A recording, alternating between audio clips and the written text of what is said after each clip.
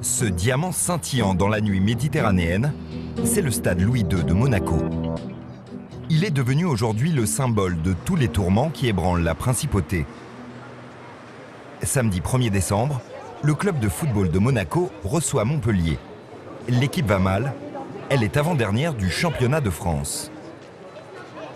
Et comme si cela ne suffisait pas, son président est empêtré dans une affaire qui n'a rien à voir avec le football. Soupçonné d'avoir corrompu les plus hautes autorités monégasques, le milliardaire russe Dmitri Ribolovlev vient d'être inculpé. Les supporters défendent leur président. Pour l'instant, il est toujours innocent. C'est un homme qui a beaucoup apporté à l'AS Monaco. Le sauveur de l'AS Monaco. Voilà. On n'a pas de jugement moral à porter. Présomption d'innocence. Il ne faut jamais oublier. Ce soir-là, Monaco perd 2-1. Le nouvel entraîneur, Thierry Henry, est dépité. Dans les tribunes, Dmitri Ribolovlev est absent. Seul son représentant, Vadim Vassiliev, assiste à la défaite. Juste au-dessous, la loge du prince est vide.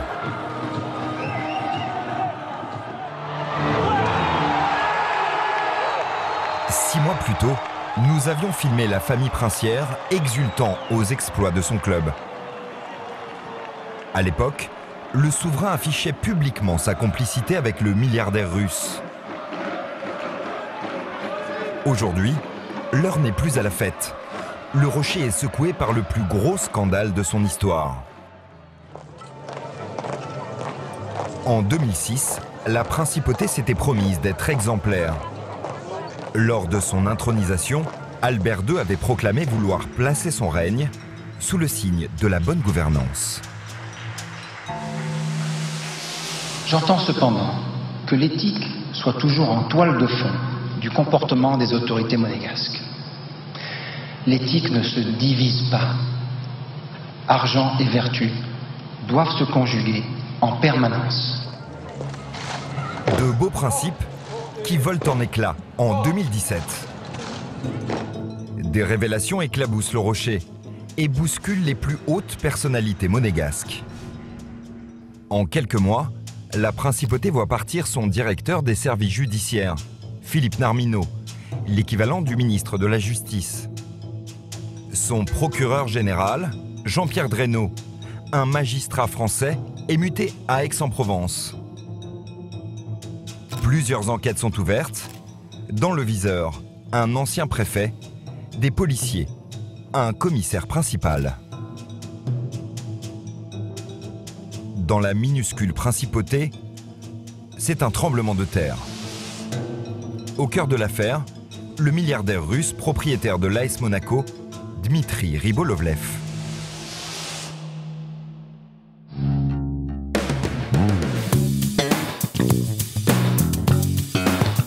Méga yacht, voitures de luxe, grands hôtels. Ce confetti de 2 km² de Côte d'Azur est la plus grande concentration de milliardaires sur la planète.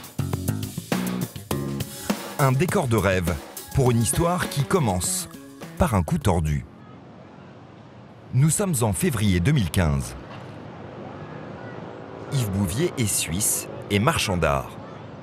Il a rendez-vous avec le richissime homme d'affaires russe, qui est aussi collectionneur d'œuvres d'art. En 10 ans, Yves Bouvier lui a vendu des toiles de maître et des sculptures pour 2 milliards d'euros. Parmi elles, le célèbre Salvatore Mundi de Léonard de Vinci. Revendu depuis, c'est aujourd'hui le tableau le plus cher du monde. J'ai rendez-vous avec M. Ribolovlev, je souhaite le voir. Ce dernier a insisté pour me rencontrer absolument à Monaco. À ce moment-là, il me doit environ 50 millions d'euros. Je sais que le rendez-vous va être quand même difficile parce que quand vous réclamez de l'argent à un oligarque milliardaire et qu'il ne veut pas vous payer, ça ne va pas être facile. Donc j'ai mes petites notes avec moi, je les relis et je me concentre pour l'affronter lors du rendez-vous. Ce que le marchand d'art ignore, c'est que le Russe a porté plainte contre lui à Monaco. Il l'accuse de lui avoir vendu les tableaux beaucoup trop chers. Dimitri Ribolovlev estime l'escroquerie à 1 milliard d'euros. Le chauffeur d'Yves Bouvier le conduit en plein centre-ville, à la Belle Époque, un des immeubles les plus cossus de Monaco. Mais ce rendez-vous chez Dimitri Ribolovlev va mal tourner. Je vois un attroupement de personnes au fond. Ouais. Moi, je marche docilement vers eux en disant « Vous êtes les gardes du corps de Ribolovlev, j'ai rendez-vous au dernier étage à 10 h. La personne surprise me sort la carte de police et là, je suis encerclé. On me met les menottes. Juste, ils me mettent l'écharpe, parce que j'ai une écharpe ce jour-là, sur les menottes pour pas qu'on me voit avec les menottes entre là et la voiture. On est à Monaco. On est à Monaco. Le marchand d'art est placé en garde à vue dans les locaux de la police pendant 3 jours. Mis en examen pour escroquerie, il est libéré contre le versement d'une caution de 7 millions d'euros. Nous interrogeons son avocat monégasque. Selon lui, le marchand d'art serait tombé dans un piège. Ce que l'oligarque russe a toujours démenti. Monsieur Ribolovlev lui donne rendez-vous à Monaco, officiellement pour parler de leurs affaires, et en réalité, on allait tendre ce qu'on appelle un traquenard judiciaire, c'est-à-dire tout mettre en place par une sorte de synergie entre les policiers chargés de l'enquête, l'avocat de Dimitri Ribolovlev et Dimitri lui-même Ribolovlev, de manière à le faire venir pour le piéger. Le soupçon, le doute, il naît à ce moment-là. Et le doute, c'est quoi? C'est tout simplement que si on veut le faire venir à Monaco, c'est qu'on pense que là, on a des appuis qu'on n'aurait pas ailleurs. Dimitri Ribolovlev est résident monégasque. C'est une figure du rocher. Il vit dans ce penthouse de 2000 m² face à la mer. Prix d'achat 240 millions d'euros. Sa terrasse donne sur le port et le palais princier. Il a même installé une mini-salle de marché dans une pièce attenante à son salon.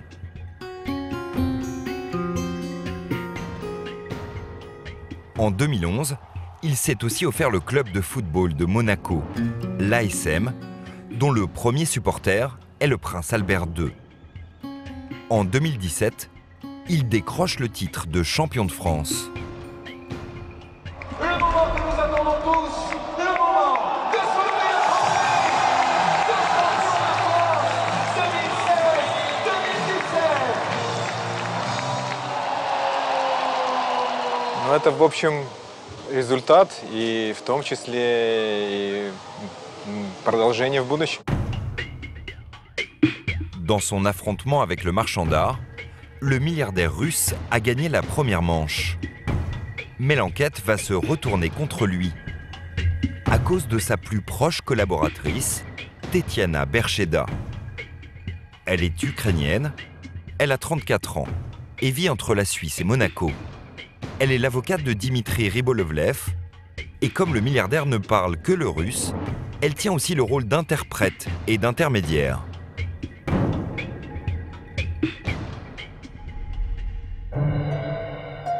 Le juge d'instruction chargé de l'enquête Bouvier-Ribolovlev s'appelle Édouard Levrault. Il saisit le téléphone portable de l'avocate et en extrait des milliers de SMS qu'elle croyait avoir effacés.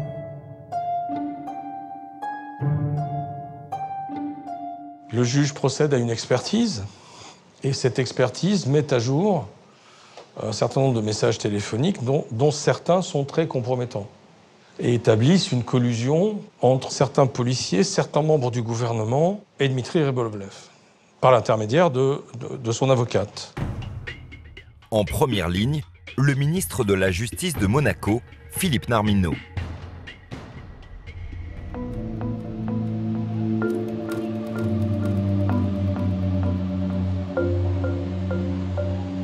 Philippe Narmineau est une des plus hautes personnalités du Rocher. En tant que ministre, il ne rend compte qu'au prince et il dirige la Croix-Rouge monégasque, une institution locale. On le voit ici avec sa femme Christine. Le juge s'interroge. Le ministre de la Justice aurait-il préparé l'arrestation du marchand d'art avec Dimitri Ribolovlev? Un week-end en Suisse intrigue le magistrat.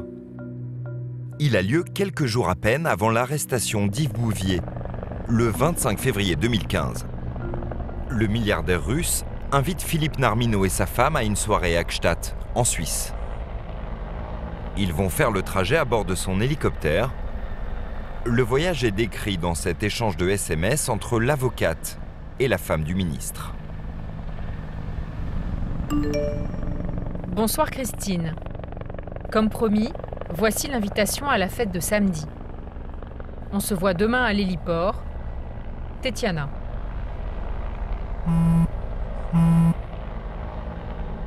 Merci Tetiana. Ok pour 15 h à l'héliport. À demain, baiser, Christine. Monaco-Gstaad, 300 km, 1 heure de vol.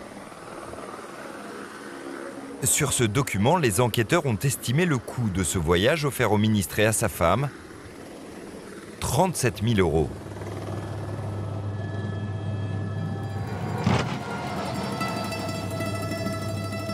Au cœur des Alpes, Gstaad est la station la plus huppée de Suisse. Avec ses palaces prestigieux, ses boutiques de luxe et ses chalets de stars. Ici, le chalet Jade de Johnny Hallyday. Là, le chalet du réalisateur Roman Polanski. Nous avons rendez-vous avec Sylvain Besson, journaliste au quotidien suisse Le Temps. Alors là, on va arriver au palace de Gstaad. Il a été au courant très tôt de la présence du ministre monégasque dans une soirée huppée de la station au Gstaad Palace. Je vais déjeuner chez un banquier qui me dit en fait, sous cette affaire Bouvier, il y a vraiment un coup pourri. C'est que le directeur des services judiciaires de Monaco, juste avant l'arrestation d'Yves Bouvier, eh bien, il a rencontré Dimitri Ribolovlev. Et ça s'est passé au palace de Gstaad. Le milliardaire et le ministre passent la soirée dans cet hôtel. Un événement mondain organisé tous les ans par un grand joaillier suisse. Nous avons retrouvé des images de ces fêtes jet-set.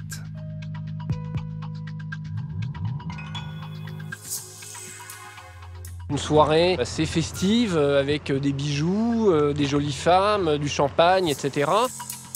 On le sait grâce à des gens qui étaient à la soirée, qui connaissent Monaco et donc qui ont tout de suite reconnu Philippe Narmino et qui ont tout de suite compris qu'il y avait un lien, on va dire, suspect entre Philippe Narmino et Dmitri Ribolovlev. Ces gens-là ont discuté entre eux, se sont isolés, étaient ensemble finalement, ils parlaient ensemble. C'est pas juste qu'ils se sont croisés, qu'ils se sont frôlés sans se parler.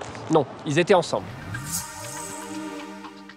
Le journaliste suisse révèle la rencontre dans son quotidien.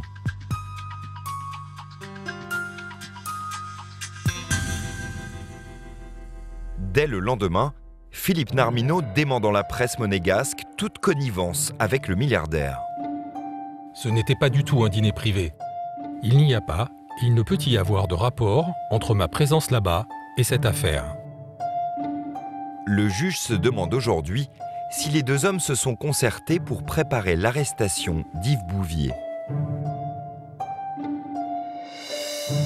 D'autant qu'un autre élément vient renforcer cette hypothèse. En réalité, le couple Narmino a passé le week-end entier dans le chalet de Dimitri Ribolovlev. En témoigne ce SMS de l'épouse du ministre de la Justice. Merci encore, chère Tetiana, pour cet agréable week-end en ta compagnie. Remercie chaleureusement Dimitri de notre part pour son hospitalité sans faille et renouvelle-lui nos amitiés et nos félicitations pour la beauté de sa résidence gstadoise. Bonne soirée et à bientôt, Philippe et Christine. La réponse de l'avocate du milliardaire russe est quasi instantanée. Merci beaucoup à vous. C'était un grand plaisir de passer ce week-end avec vous et skier ensemble.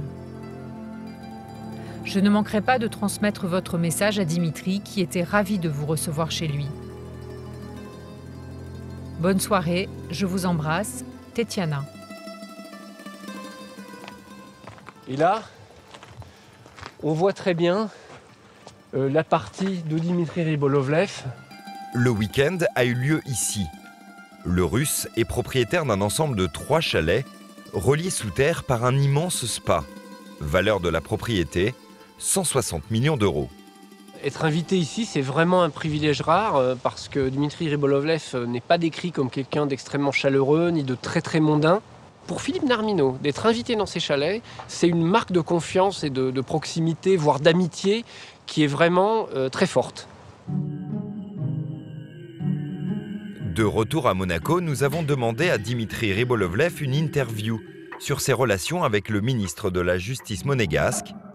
Pas de réponse. Mais devant le tribunal... Bonjour, vous êtes maître. Et vous? Pascal Henry, je suis France formidable, Télévisions. c'est génial.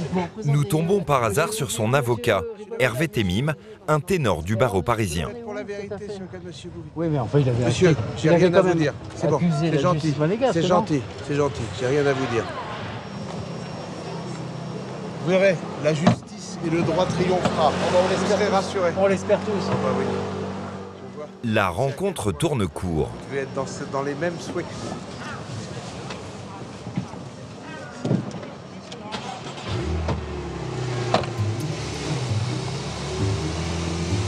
Mais quelques semaines après ce refus, surprise. L'avocat nous appelle, il veut nous parler. Il nous reçoit dans son cabinet parisien.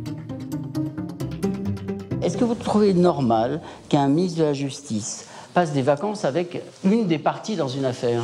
Il n'a pas passé de vacances avec le président des affaires. Il était dans son chalet. Oui, il était dans son chalet, pas pendant des vacances. Mais cela dit... 5 jours, enfin 3-4 jours. Écoutez, ce qui est un fait, c'est qu'à aucun moment, cet événement n'a eu la moindre conséquence sur le traitement judiciaire de l'affaire dont vous parlez. À aucun moment. Le reste fera partie des investigations et méritera, vous avez tout à fait raison, des questions et des réponses. En France, le ministre de la Justice passerait son week-end à l'arrestation. Non. Ça vous semblerait normal? Non, ça ne me semblerait absolument pas normal, mais on est tous d'accord là-dessus, on enfonce des portes ouvertes. La question n'est pas de savoir si c'est normal, la question est de savoir si c'est illégal. Or, pour que ce soit illégal et que ce ne soit pas un simple manquement déontologique, encore faut-il que ça ait eu une influence sur le traitement de la procédure, et je vous dis que ce n'est pas le cas. Le 14 septembre 2017, Philippe Narmino publie un communiqué. Il annonce son départ. J'ai pris la décision de renoncer à la poursuite de mes fonctions en demandant à faire valoir mes droits à la retraite anticipée.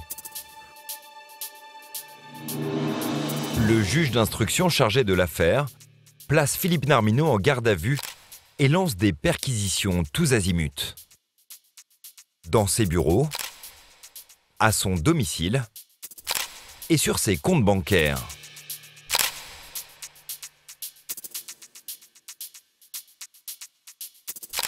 Garde! Blâme son épaule. À Monaco, en ce mois de septembre 2017, en apparence, tout va bien. Chaque jour, à 11h50 pile, la relève de la garde suit un cérémonial immuable. Mais derrière les murs du palais princier, souffle désormais un petit vent de panique. Paris Match titre sur le scandale. Les soupçons touchent le cœur du pouvoir. Dans l'urgence, le prince nomme un remplaçant à Philippe Narmino, Laurent Anselmi. Le nouveau ministre de la Justice accepte de nous rencontrer. Il joue la simplicité. Mais vous avez une voiture de fonction. Ah non, non. Aucun membre du gouvernement à Monaco n'a de voiture de fonction. Aucun membre du gouvernement, donc ni moi non plus, n'a de chauffeur. Le seul qui a un chauffeur, c'est le ministre d'État, donc le chef du gouvernement. Donc voilà, ça fait une économie en termes de dépenses publiques, je pense. Monaco est un tout petit pays. Donc la maison d'arrêt est en dessous. Un petit pays comme les autres, avec ses contraintes budgétaires, ses institutions et sa prison. Bonjour. C'est très sécurisé.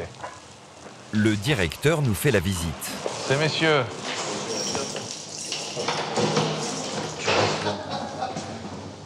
Quartier de, là vous voyez le quartier de détention femmes qui est là. Donc il y a en permanence une surveillante qui est là jour et nuit. Et c'est, il y a vue sur la mer? On va vous montrer la vue sur la mer, elle n'est pas terrible. C'est une échappée mer. Il y a une trentaine de cellules, comme celle-ci, avec télévision et vue sur la mer. Elles sont rarement toutes occupées, et plutôt par des petits délinquants, selon le ministre de la Justice. Monaco peut attirer aussi la convoitise de personnes malhonnêtes et de personnes qui pensent que, nonobstant toutes les mesures de télésurveillance et de tout ça, ils pourront réussir à voler, à faire le casse du siècle, ou ne serait-ce qu'aller dans une discothèque et piquer quelque chose à quelqu'un qui ne fait pas attention. Donc c'est un peu ça, je dirais, votre fonds de commerce, hein, si je puis m'exprimer ainsi. De retour à son bureau, nous l'interrogeons sur le cas Narmino.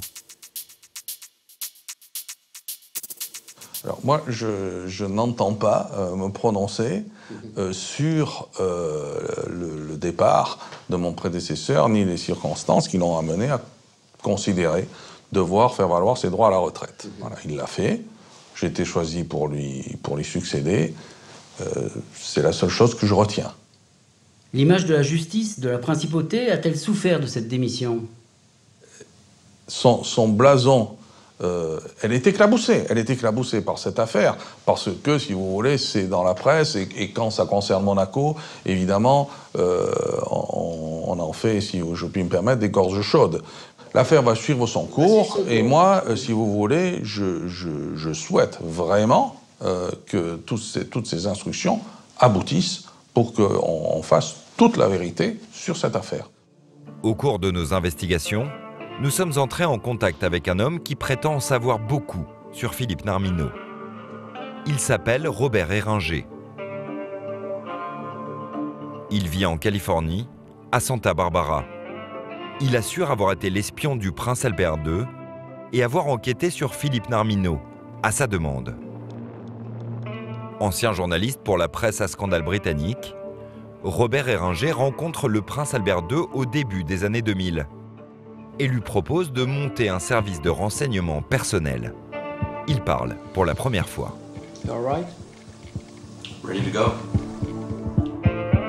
Voici la carte que lui délivre le palais princier. Il est l'agent 001 et touche un salaire de 30 000 € par mois. Personne ne le renseignait sur quoi que ce soit. On a donc décidé que je serais celui qui assumerait ce rôle. Il m'a embauché pour travailler directement pour lui en tant qu'agent de renseignement. Vous avez eu pour mission d'enquêter sur M. Narmino à cette époque? Oui, bien sûr. J'ai enquêté et je lui ai remis un rapport écrit. Ce rapport confidentiel, le voici. Son objet, Philippe Narmino. Le détective affirme l'avoir remis au prince. Selon l'Américain, Philippe Narmino aurait utilisé sa position de vice-président de la Croix-Rouge monégasque pour toucher des commissions sur les dons à l'association. Œuvres d'art, bijoux, immobilier.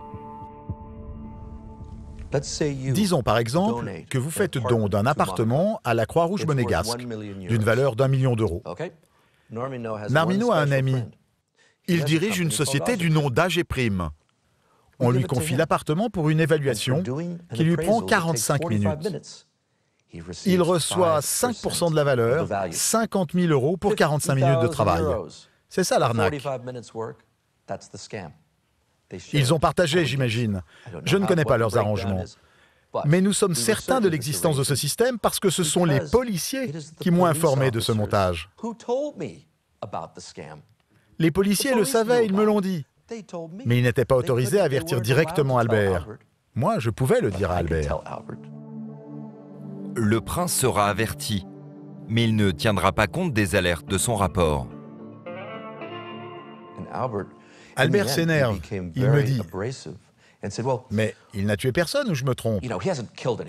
C'est normal. Ça a toujours été comme ça à Monaco. C'est comme ça qu'on fait du business ici.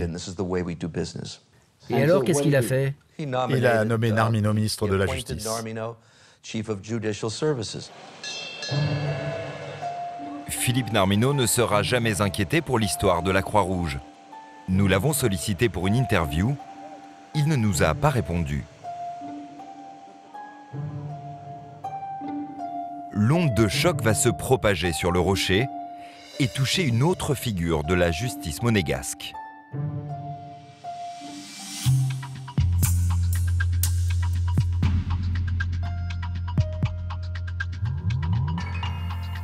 En 2015, le procureur général de Monaco s'appelle Jean-Pierre Dreynaud. Le juge s'interroge. A-t-il favorisé le clan Rybolovlev? Ce haut magistrat a été nommé à Monaco en 2011. Il est français. C'est une particularité de la principauté de Monaco. La France exerce un droit de regard sur le choix de ses fonctionnaires. Elle lui fournit la plupart de ses magistrats, policiers, services administratifs. Ils sont nommés par le prince sur proposition du gouvernement français. Détachés pour 3 ans, renouvelables une fois. Nous avons retrouvé cette vidéo sur le site du ministère de la Justice français. Peu après sa nomination, Jean-Pierre Dreynaud affirme l'indépendance du magistrat français détaché à l'égard du prince de Monaco. J'ai prêté serment lors de ma prise de fonction devant le prince Albert II. Depuis, je n'ai eu aucune relation directe avec le prince. La justice est rendue au nom du prince, mais en totale indépendance. C'est donc en toute indépendance que le procureur général Dreynaud aurait dû superviser l'enquête Bouvier-Rybolovlev.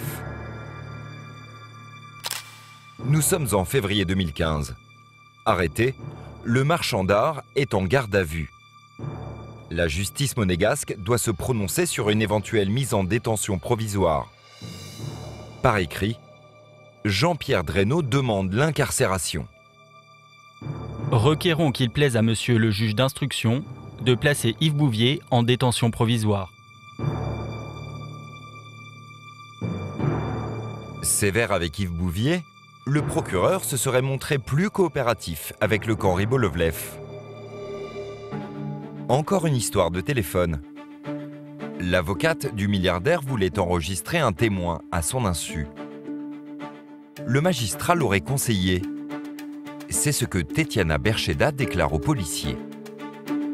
Cet enregistrement avait été effectué avec le conseil juridique du procureur général Dreynaud. À cause de cet enregistrement, l'avocate et le milliardaire sont mis en examen pour atteinte à la vie privée. Ils n'ont pas voulu répondre à nos questions. Au téléphone, Jean-Pierre Dreynaud admet une conversation avec l'avocate, mais dément l'avoir conseillé. Oui. Maître Bercheda dit c'est M. Dreynaud qui m'a conseillé pour faire l'enregistrement. Est-ce que ça, c'est une chose que non, vous pouvez... non, pas du tout. Non, c'est ça elle qui pas le du tout dit, en tout cas.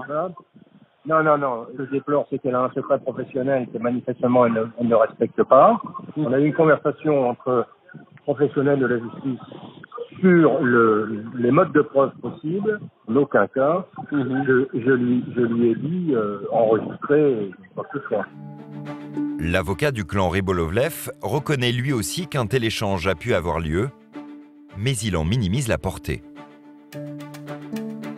Je veux bien qu'il y ait des choses qui vous étonnent et que je ne valide pas sur des liens entre tel ou tel. Cela, en revanche, n'a rien à voir avec le traitement judiciaire de cette affaire. Depuis, Jean-Pierre Dreynaud a été mis en examen pour atteinte à la vie privée. Pour le procureur, cette mise en cause tombe mal. Elle va faire remonter à la surface une affaire qui le poursuit depuis 2014. Cette année-là, le magazine Le Point révèle que le procureur de Monaco a acheté un appartement par l'intermédiaire d'un certain Erminio Giraudy. Ce proche de Silvio Berlusconi est soupçonné d'avoir aidé l'industriel italien à frauder le fisc.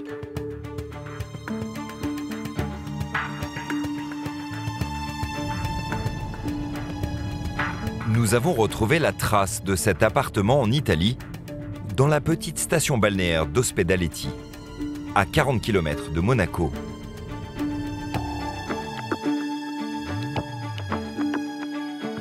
Voici le logement en question. L'endroit ne paie pas de mine. Le concierge nous le confirme, le magistrat et le businessman italien auraient bien été en affaires. Vous l'avez vu, monsieur Dreno, ici? Oui, beaucoup de fois. D'accord. Et c'est à quel moment il l'a acheté? Il a acheté un nom de Giraudi, je crois. Oui, mais à quel moment? Ça fait longtemps, ça dure 3 ans.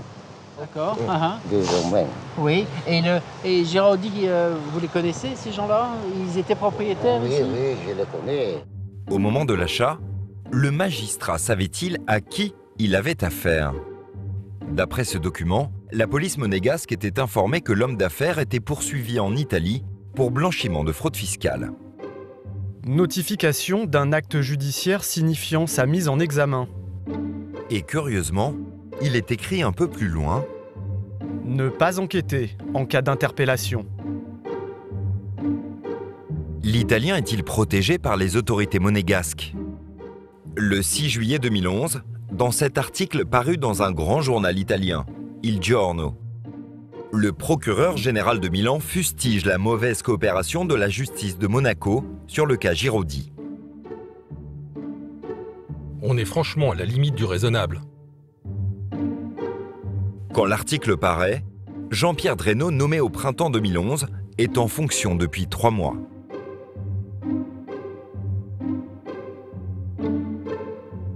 Moi, je m'étonne très honnêtement de la proximité, parce que quand on se dit cette personne a quand même maille à partir avec la justice italienne, on essaye de rester à distance. Attendez, monsieur, moi j'ai découvert que effectivement il y aurait eu une procédure le concernant plus ou moins, mais ça c'est après tout. Moi je fais la connaissance de monsieur Giraudi quand j'arrive sur Monaco, je fais la connaissance de son épouse. Les procédures italiennes, moi je les connais pas, moi. Je ne les connais pas, à supposer qu'il a été concerné par les procédures italiennes. Après coup, il m'a dit qu'il ne connaissait pas Berlusconi, qu'il ne l'avait jamais rencontré. Il a toujours dit que tout ça n'était pas fondé. Aujourd'hui, le businessman italien n'est plus poursuivi par la justice de son pays. L'affaire qui le concerne est prescrite. Erminio Giraudi prospère. Il possède ce restaurant renommé de Monaco. Nous tentons notre chance. Bonsoir. Monsieur Giraudi, il est là de temps en temps. C'est possible de le voir? Oui, il est avec sa famille là-bas. Si vous voulez, je vais lui dire... Notre hôte est plutôt accueillant. Bonsoir, monsieur. Ça va bien? L'homme est accompagné de son gendre. Nous les filmons à leur insu. Je voulais savoir, parce qu'on m'a raconté une histoire comme quoi vous aviez vendu un appartement à un procureur de Monaco, monsieur Dreno. Ça vous dit quelque chose? Jean-Pierre Dreno? Oui, on a vu l'histoire. Alors, c'est quoi l'histoire? Scandaleuse. Vous pouvez vous asseoir? Oui, venez. C'était le procureur de Monaco. Voilà, c'est ça. Mais vous le connaissiez personnellement? Oui, je l'ai connu au football, à le foot. Okay. Alors, il m'invitait toujours au foot, moi j'allais au foot, mais rien d'autre.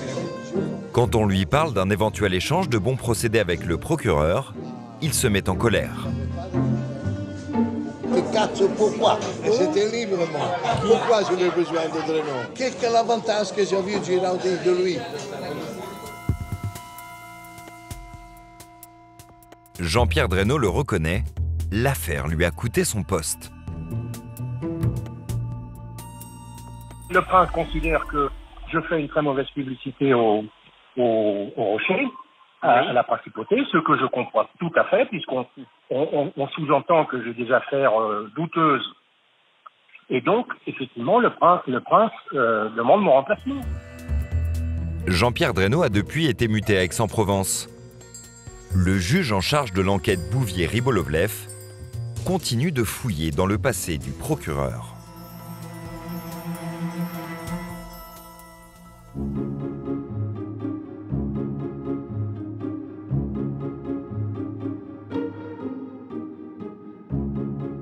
Souvenez-vous du téléphone de Tetiana Bercheda, l'avocate de Dimitri Ribolovlev, et de ses nombreux SMS. Avec le ministre de la Justice, avec le procureur général. Le juge d'instruction découvre qu'elle communique aussi avec un commissaire de police, Christophe Aget et son adjoint. Le magistrat se demande sont-ils sortis des clous? À Monaco, les agents sont réputés intraitables avec les petites infractions. Circulation, stationnement, vol et escroquerie. Mais certains semblent moins regardants avec les riches résidents.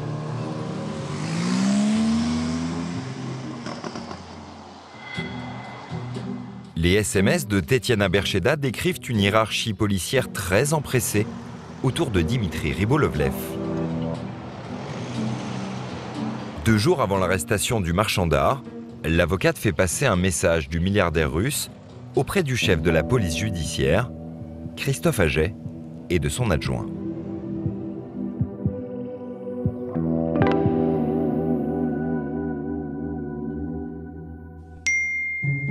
Il voulait aussi vous parler en conf call si on ne se voit pas ce soir. Est-ce possible, par exemple, vers 17h15, 17h30 ? La réponse des policiers est quasi immédiate. Vers 17h30. L'avocat d'Yves Bouvier a décortiqué ces SMS. Il dénonce une police aux ordres.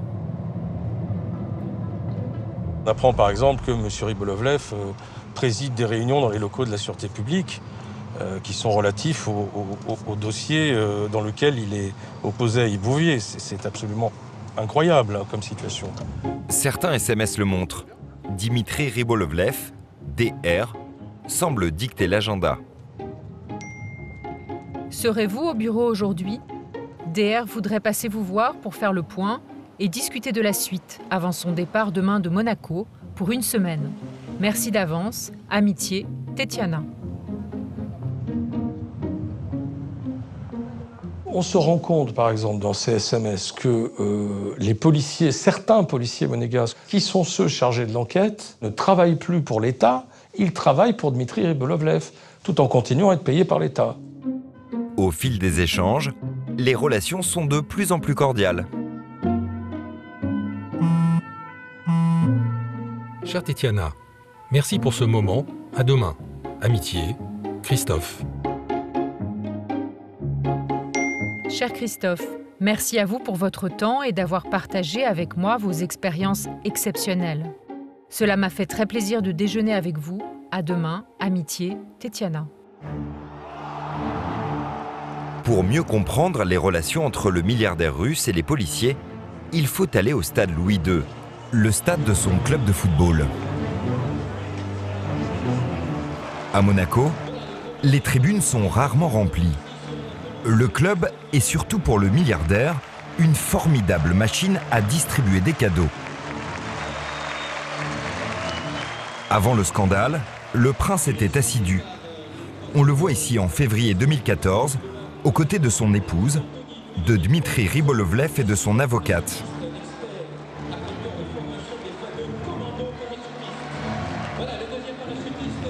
Lors d'un match en mai dernier, nous avions pu filmer ses loges dans la tribune d'honneur. Ce sont les meilleures places, avec les célébrités locales comme le prince et sa sœur Stéphanie, ou encore nationales, comme ici le sélectionneur de l'équipe de France, Didier Deschamps.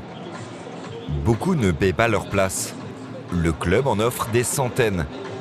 Nous découvrons que les policiers en bénéficient.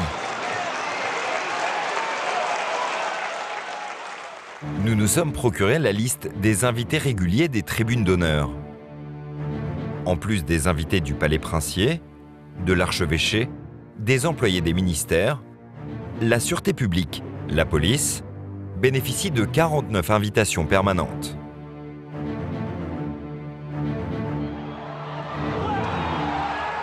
Ces faveurs n'ont rien d'anecdotique.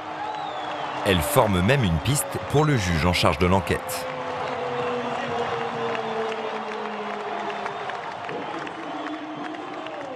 Nous avons eu accès au témoignage d'un ancien policier, Christian Carpinelli.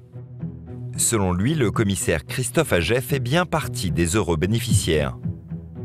Carpinelli dénonce les faveurs que faisait M. Rybolovlev à l'égard de certaines hautes personnalités, notamment du commissaire Aget.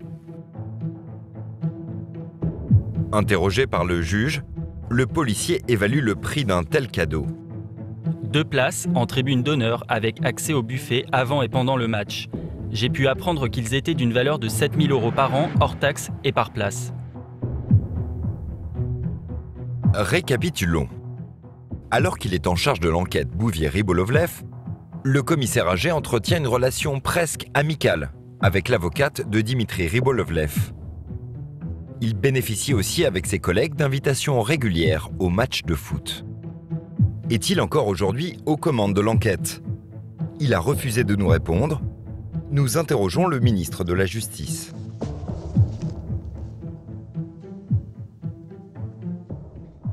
Je crois qu'au moment où nous parlons, les officiers de police judiciaire qui sont dans cette affaire ne sont plus ceux qui ont été mis en cause à l'époque. C'est-à-dire qu'ils ont été écartés pour l'instant ou suspendus provisoirement? Non, ils n'ont pas été suspendus. Je veux dire, il y a d'autres affaires qui les mobilisent, mais pas celle-là. Sortis de cette affaire-là, mais toujours en poste, c'est ça? C'est ce que je pense, oui.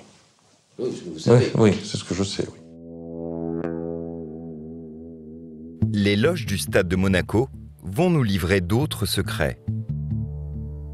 L'ancien ministre de l'Intérieur, Paul Masseron, à peine retraité, a été embauché par le patron de l'AS Monaco. Paul Masseron quittera ses fonctions pour prendre sa retraite. Son départ en 2015 est un petit événement sur le Rocher. Le cocktail est diffusé sur la chaîne de télé locale, Monaco Channel. À cette occasion, Michel Roger est revenu sur le brillant parcours de Paul Masseron en rappelant qu'il a été le plus jeune préfet de France en 1987. 10 jours à peine après son départ à la retraite, l'ancien ministre est embauché comme conseiller du président de l'AS Monaco, Dimitri Ribolovlev. À la clé, un salaire conséquent. Voici son contrat de travail, 50 000 € par an, qui viennent s'ajouter à sa retraite de préfet et de ministre de l'Intérieur. Il a refusé de répondre à nos questions. Cette embauche serait un très mauvais calcul selon un des conseillers de Dimitri Ribolovlev, David Vigneault. Il s'en offusque dans un SMS à l'avocate Tetiana Bercheda. Tetiana, on n'en a pas parlé, mais l'histoire de Masseron est extrêmement mauvaise pour DR. Bien sûr, je conseille que DR ne dise pas un mot. Entre nous, c'est vraiment incroyable à Monaco que ce genre d'arrangement soit proposé par le ministre. Mais sur le fond, c'est une mauvaise opération. L'avocat du marchand d'art Yves Bouvier s'interroge sur le rôle que jouerait le club dans la principauté. Il s'agit de voir s'il y a ou pas à Monaco un système de corruption dont l'ASM serait le centre ou un des centres et qui mettrait en cause un nombre qu'on ne connaît pas de personnalités officielles.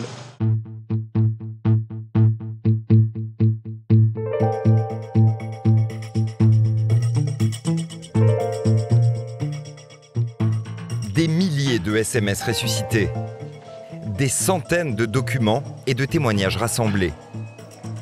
L'affaire Bouvier-Ribolovlev est le fruit du travail d'un juge français détaché à Monaco, Édouard Levrault. Son enquête a provoqué une onde de choc en révélant des secrets parmi les mieux gardés du Rocher. Il a pourtant failli être contraint de tout abandonner. En février dernier, le nouveau ministre de la Justice veut limiter à 3 ans non renouvelables le mandat des juges détachés par la France. L'État français fournit la moitié des magistrats à la principauté. Il a son mot à dire. Selon la magistrate Céline Parizeau, à Paris, les juges ont besoin de temps pour mener les enquêtes à leur terme. Raccourcir leur mandat, c'est diminuer leur pouvoir. La France collabore quand même complètement à la justice monégasque, puisqu'elle elle pourvoit à la moitié à peu près des effectifs de la magistrature. On est bien obligé de s'y intéresser, du coup. On est bien obligé de se poser la question, pourquoi les empêcher de faire leur travail, finalement? L'idée derrière ça, c'est de dire ne venez pas vous installer à Monaco, finalement, ne venez pas trop mettre le nez dans nos affaires. Ce que vous voyez derrière, c'est quoi? C'est une censure? Il y a manifestement une volonté de porter atteinte au bon travail de la justice. Voilà ce qu'il y a derrière, ça c'est très clair. Pour les magistrats français, le fait de n'avoir que des mandats de 3 ans non renouvelables était une forme de censure masquée sur des affaires en cours. Alors, qu'est-ce que vous pouvez dire de ça? c'est un procès d'intention, parce qu'il y a une rotation normale des juges, et même dans les fameuses affaires en cours, eh bien, il y a déjà eu des juges d'instruction qui ont succédé à d'autres juges d'instruction. Donc c'est une pratique tout à fait normale. C'est peut-être le changement qui a suscité cette réaction. Face à la fronde, le ministre de la Justice a fini par renoncer à cette mesure. Est-ce qu'il n'y a pas une responsabilité de M. Rybolovlev dans cette mise à mal des institutions monégasques? Il y a incontestablement un homme, semble-t-il, qui a quand même eu un rôle non négligeable en faveur de la principauté. Je ne pense pas qu'on puisse contester l'action de M. Rybolovlev, notamment au sein du club de football de l'AS Monaco. Je regrette, comme vous sans doute, que les institutions monégasques aient eu à souffrir de mouvements quand même très violents, mais je ne crois pas que la responsabilité de M. Rybolovlev puisse être engagée dans cette crise institutionnelle.